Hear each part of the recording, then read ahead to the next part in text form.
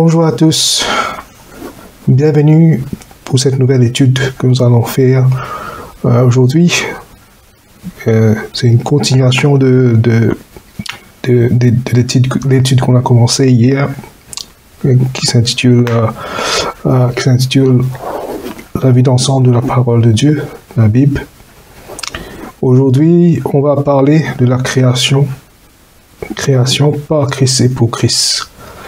La Bible commence par nous dire que Dieu a créé le ciel et la terre. La Bible cause avec nous et nous dit dans Genèse que c'est Dieu qui a créé le ciel et la terre. Notez que tout au long de la Bible, ces deux royaumes, c'est-à-dire le ciel et la terre, sont distincts. Quand il parle de la création, Dieu utilise pas le mot univers, mais au contraire spécifie le ciel et la terre. Et cela, nous voyons cela dans Genèse 1, verset 1, qui nous dit que au commencement, Dieu créa le ciel et la terre. Nous apprenons que Dieu a créé toutes choses dans le ciel et sur la terre par et pour son Fils. Dieu a créé toutes choses, et cela nous allons lire dans Éphésiens 3, 15, qu'il a créé toutes choses par son Fils Jésus et pour son Fils Jésus. Les choses comprennent les trônes, les dominations, les principautés et les pouvoirs. Dans Éphésiens 3,15 nous dit de toute la famille dans les cieux et sur la terre tire son nom.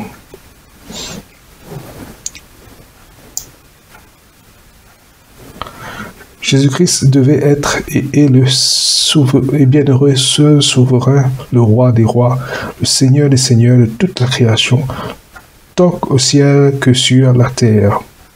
Et ça, nous voyons cela dans 1 Timothée 6, verset 15, qui nous dit que doit manifester en son temps le bienheureux et saint souverain, le roi des rois, le Seigneur des seigneurs. Dans Philippiens 2, 10, verset 10 à 11, nous dit qu'au nom de Jésus, tout ce qui est dans les cieux et sur la terre et sous la terre fléchisse le genou, et que toute langue confesse que Jésus est le Seigneur, à la gloire de Dieu, le Père. Comme nous voyons, c'est Dieu, toute chose a été créée par et pour Jésus, et qui en son nom, donc le nom de Jésus, tout ce qui est dans les cieux, sur la terre, sous la terre, pour fléchisse le genou, et que toute langue confesse que Jésus est Seigneur. Dans Éphésiens 1, 10 nous dit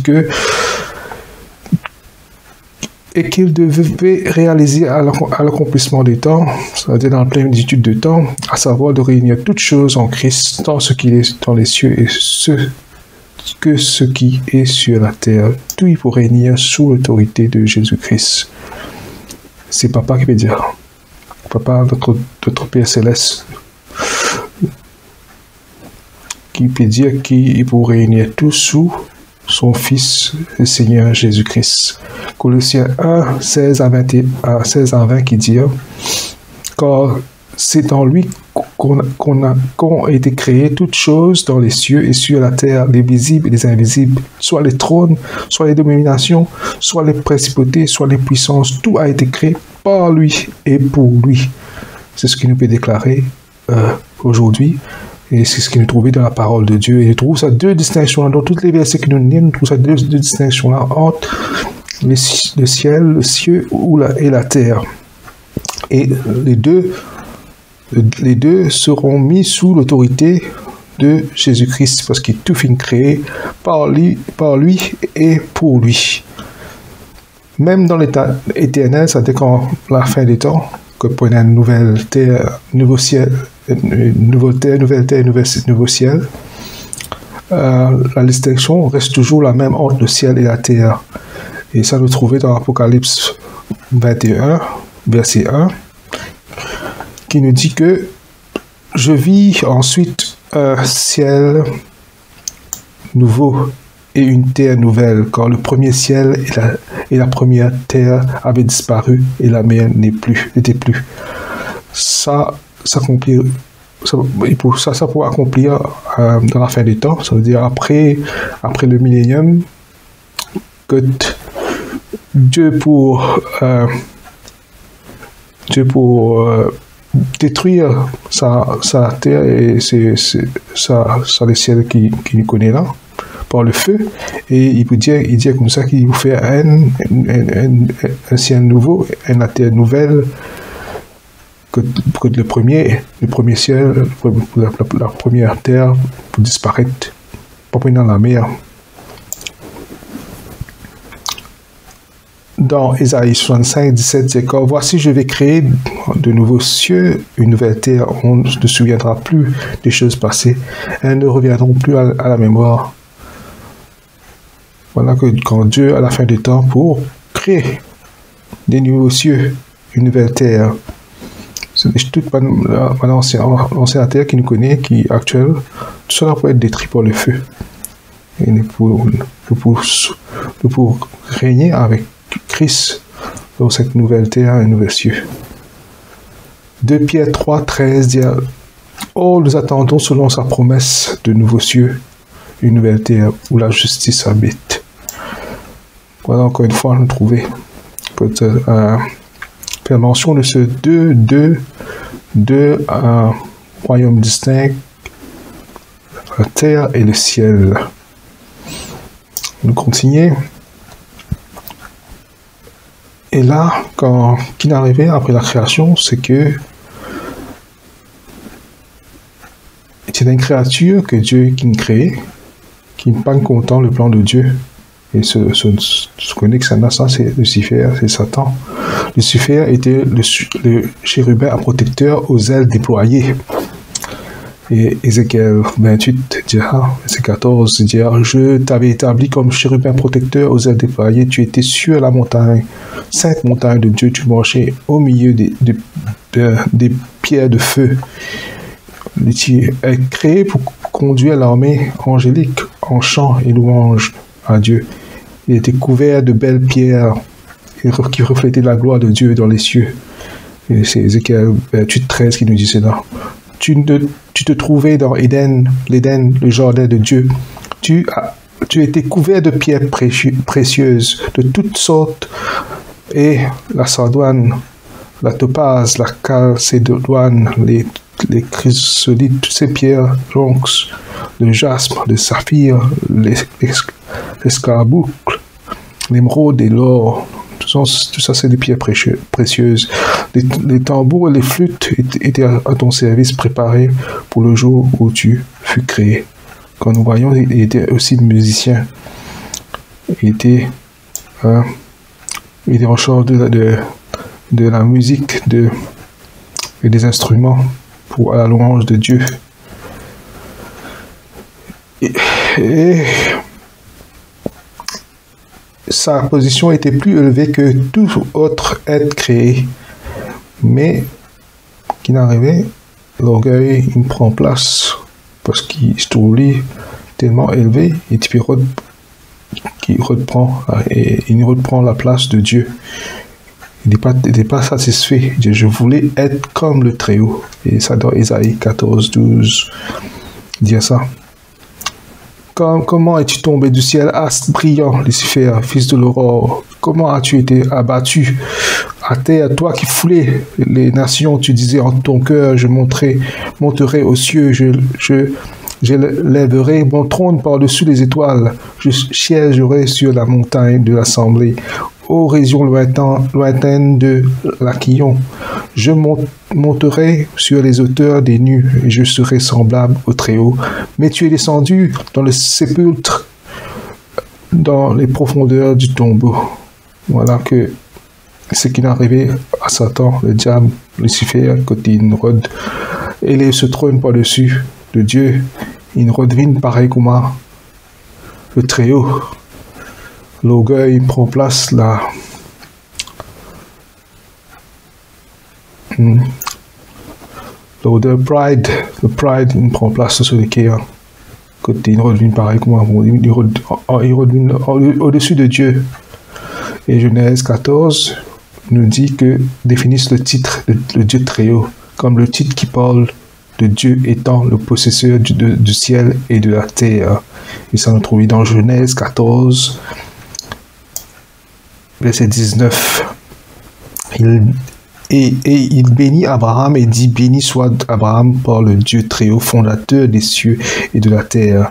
Encore dans Genèse 14, 22, il dit, et Abraham dit au roi de Sodome, je lève ma main vers l'Éternel, le Dieu très haut, fondateur des cieux et de la terre.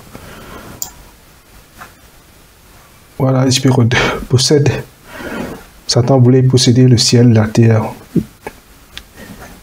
Il a envie de posséder ces deux royaumes. Son orgueil a causé sa chute. Il est devenu Satan, le diable.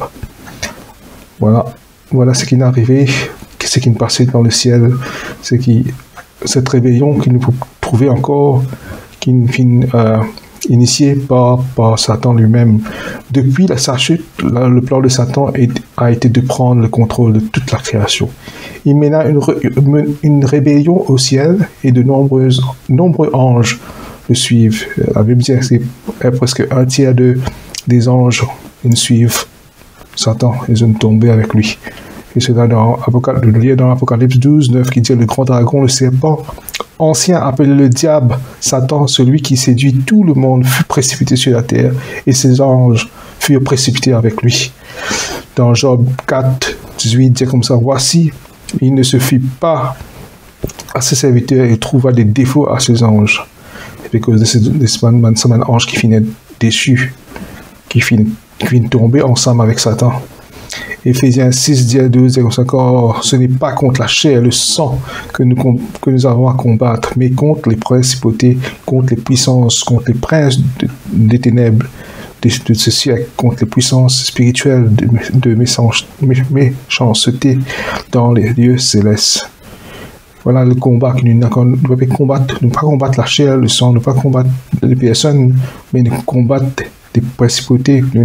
Quand en tant que chrétien, quand nous venons à Christ, nous avons ce combat qui nous est mené par la prière, par la consécration, par l'étude de la parole, que nous fortifions nous-mêmes et nous capables de discerner mon esprit et nous capables de combattre par la prière et par l'aide de cet esprit. Voilà le combat. C'est pas contre le sang, la chair et le sang, mais contre les principautés, contre sa puissance, contre sa ange déçu là, contre Satan, le diable. Dieu dit que les cieux sont impurs à ses yeux. Job 15, verset 15. Depuis la rébellion de ces gens, de Satan, le ciel est devenu impur. Il dit, voici, dans Job 15, verset 15, voici Dieu ne se fie pas à ses saints. Les cieux ne sont pas purs à ses yeux. En effet, Dieu a préparé à l'origine l'enfer pour ses anges déçus. Dieu, quand il crée l'enfer, il crée l'enfer pour ça va un ange qui finit tomber là. Il trouvait ça dans Matthieu 25, verset 41, qui dit, ensuite, il dira à ceux qui seront à gauche, retirez-vous de moi, maudits, allez au feu de l'Éternel, préparé au diable et à ses anges. Là, quand il peut que ça, du monde qui fait une rejette Christ, rejette la justice de Dieu, rejette, qui rebelle contre Dieu, rebelle contre son sauveur, qui rebelle contre sa parole, contre Jésus, le sauveur, le roi. Ceux qui rejette son salut. Et là, maintenant pour être jeté dans le feu éternel qui est déjà préparé pour le diable et ses anges.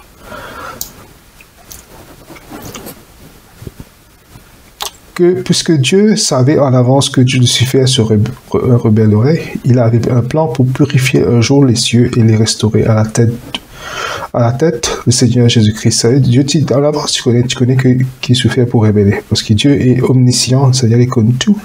Il connaît le début et la fin. Et il a un plan pour purifier un jour les cieux et restaurer à la tête le Seigneur Jésus-Christ. Cependant, il a gardé son plan de le faire secret. Il garde ce plan-là secret. Il n'est pas révèle à personne, afin que Satan et ses princes ne le sachent pas. Et ça nous lit dans 1 Corinthiens 2, versets 7 à 8, qui nous dit que « Mais nous prêchons la sagesse de Dieu en un mystère, sagesse cachée que Dieu avait destiné avant les siècles pour notre gloire, et qu'aucun des princes de ce monde n'a connu. Quand ils l'eussent connu, il n'aurait point crucifié le Seigneur de gloire. » Et c'est ça plan-là, Dieu est caché en lui.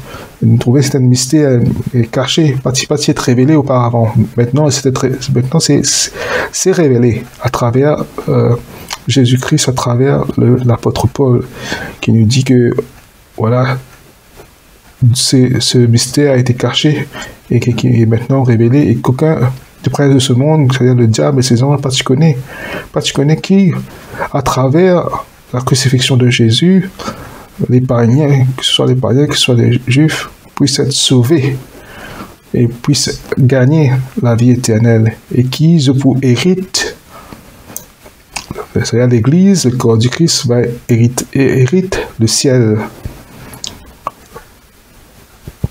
Et dans Éphésiens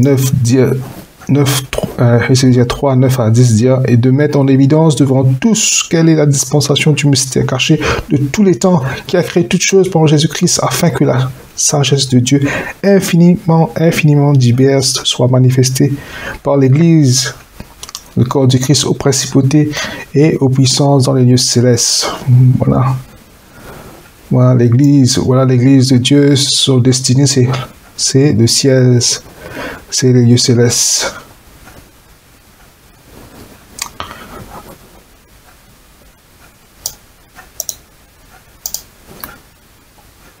Dieu n'a révélé son plan pour restaurer les lieux célestes nulle part dans l'Ancien Testament, quand nous ne le découvrons que beaucoup plus tard dans la Bible.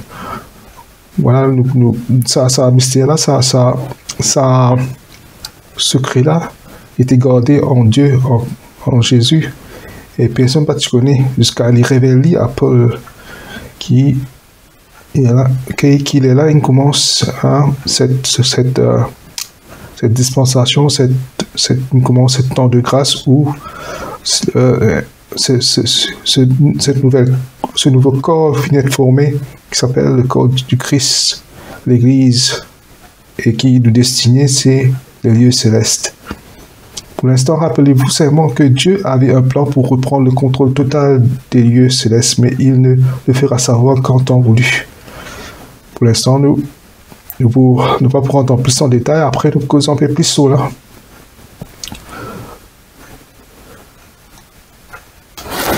Nous continuons. Là, nous trouvons qu'il y a une rébellion sur la terre. Quand Dieu crée Adam et Ève, il donne l'autorité, il leur ordonna d'avoir la domination sur la terre, l'autorité sur la terre. Satan a cherché à poursuivre sa rébellion là-bas. Satan continue sa rébellion, et Dieu donne à Adam un simple comportement. Il dit pas mange l'arbre de la connaissance du bien et du mal. Parce que si tu manges, tu peux mourir. Il dit cela dans Genèse 2, verset 17, côté dire, et Dieu éternel commanda à l'homme en disant, tu ne peux manger librement de tout arbre du jardin, mais quand à l'arbre de la connaissance du bien et du mal, tu n'en mangeras point. Car au jour où tu mangeras, certainement tu mourras. Satan, le serpent, a remis en question la parole de Dieu en demandant, Dieu a-t-il réellement dit ça? Satan, il est rusé, il remet en question ce qui est la parole de Dieu, il dit, et dans Genèse 3, il dit que le serpent était le plus fin de tous les animaux des champs que l'Éternel Dieu avait fait. Il dit à la femme, quoi? Dieu aurait dit, vous ne mangerez point de tout arbre du jardin. Et puis il défia la parole de Dieu en mentant. Il dit, oh non, vous ne mourrez pas. Dans Genèse 3, verset 4, il dit cela. Vous trouvez, au lieu de faire confiance à la parole de Dieu, Adam et Ève mangent le fruit défendu, et cela n'apporte le péché et la mort dans le monde. Et la terre a été placée sous sa malédiction. Et ça nous trouvait dans Genèse 3, 16 à 19 qui dit, il dit à la femme, je augmenterai beaucoup de ta peine et ta grossesse, tu enfanteras des enfants avec douleur, et tes désirs se tourneront vers ton mari, et il demeurera sur toi. Et il dit à Adam, puisque tu as obéi à la voix de ta femme, et que tu as mangé de l'arbre au sujet duquel je t'avais donné cet ordre, tu n'en mangeras point, le sol sera maudit à cause de toi. Tu en mangeras les fruits avec peine tous les jours de ta vie. Et il te produira des épines et des chardons, et tu mangeras l'herbe des champs. Tu mangeras le pain à la sueur de ton front, et jusqu'à ce que tu retournes dans la terre d'où tu as été pris quand tu es poussière, et tu retourneras à la poussière. Là, nous trouvons la malédiction qui est Dieu, le jugement de Dieu sur la femme et l'homme, aussi sur la terre. Il finit maudit. Et à cause de cela, Satan a pu prendre la domination de la terre à Adam. D'accord, la chute d'Adam, Satan a fini de prendre l'autorité, prendre la domination sur la terre. Et ça nous est capable de trouver dans Luc 4, versets 5 à 6, quand il dit que Satan tente Jésus dans le désert. Il a dit comme ça, il est écrit, l'homme ne vivra pas seulement de pain, mais toute la parole de Dieu, mais de toute la parole de Dieu. Ensuite, le diable le mena sur une autre montagne, lui fit voir en un moment tous les royaumes du monde. Et le diable dit, je te donnerai toute cette puissance et la gloire de ces royaumes, car elle m'a été donnée. Je la donne à qui je veux. Là, nous trouvons comment le diable, il redoffert ces royaumes, il redoffert la domination à Jésus. Et c'est moi, il a dit comme ça parce qu'il recevait cette autorité. Quand Adam il péchait, il cède sa domination-là. Et il redoffert ça à Jésus. Et Jésus, il dit, moi, c'est bon, Jésus m'a ado, moi. Mais Jésus dit, tu n'adoreras que le Seigneur ton Dieu. Il va céder, il servir la parole pour réfuter Satan. Mais il nous trouvait comment c'est dit encore qui régnait, c'est le diable qui régnait sur ce monde. Et Dieu appelait le prince de ce monde. Je ne parlerai plus guère avec vous quand le prince de ce monde vient. Nous lira dans Jean 14, 30. Et dans 2 Corinthiens 4, verset 4, il dit pour les incrédules dont le Dieu de ce siècle, le Dieu du siècle, c'est un titre du diable à aveugler les esprits afin qu'ils ne soient pas éclairés par la lumière du glorieux évangile de Christ qui est à l'image de Dieu.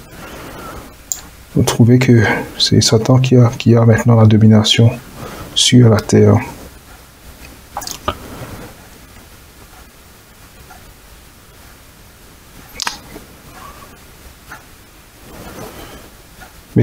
Mais cela n'a pas non plus pris Dieu par surprise. Dieu n'est pas surpris par ça parce qu'il connaît, Dieu est omniscient, il connaît tout en avance, ce qui va arriver. Il déjà forme un plan pour reprendre les cieux.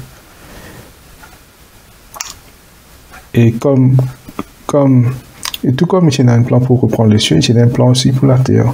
Cependant, la différence, c'est que comparativement avec ce plan pour le ciel caché, depuis le commencement, mais le plan pour la terre, pour reprendre la terre, il commence à se révéler petit à petit dès le début du monde. Et ça nous lit dans Luc 1, verset 70 qui dit comme il en a parlé par la bouche des saints prophètes depuis longtemps. Et encore, il dit dans Acte 3, 21 que le ciel doit recevoir jusqu'au temps du rétablissement de toutes choses dont Dieu a parlé par la bouche de tous ses saints prophètes depuis longtemps.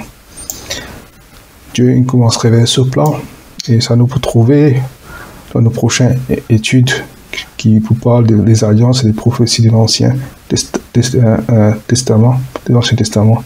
Et ces alliances-là et ces prophéties-là révèlent les plans éternels de Dieu pour la terre. Merci pour votre écoute. Merci pour votre fidélité concernant cette étude que nous pouvons faire ensemble. Et Dieu continue de révéler sa parole, continue d'étudier sa parole et comprend le plan de Dieu, le plan global de Dieu. Et ça pourrait être pour grandir dans toute la vie spirituelle et d'affermir dans toute la foi. Merci encore une fois et à la prochaine. Dieu vous bénisse.